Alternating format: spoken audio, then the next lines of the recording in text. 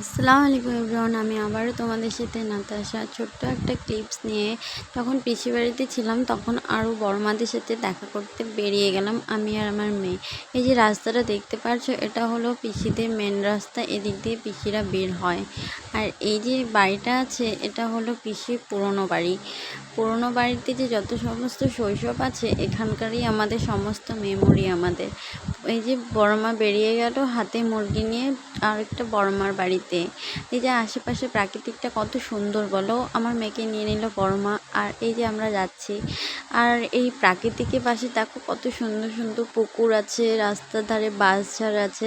এগুলো কিন্তু শহরের বাচ্চারা চিনেই না বেশিরভাগ বলতেই পারো, কারণ অনেকেই শহরে গ্রামে আসে কম, আর শহরের রাস্তায় এতটা ভিড় থাকে, ফ্ল্যাটে ভর্তি সমস্ত কিছু দিয়ে গ্যাঞ্জাম, এত কিছু ভালো লাগে না। আর এই যে আমরা গল্প করতে করতে বড়মার বাড়িতে চলে আসলাম। আমি এখানে প্রায় 6 থেকে 7 বছর পর আসছি এবার। আগে ছোটোবেলায় আসতাম, তখন বড়মা প্রচণ্ড আদর করতো। এই যে বাড়িটা দেখতে পাচ্ছ বড়মাদের বাড়ি, এটা হলো বড় আব্বু আমাদের জেঠু। আর এই যে ভাই দাঁড়িয়েছে, আমি সমস্ত কিছু তো ক্লিপস নিতে পারিনি, একটু একটু করে নিলাম।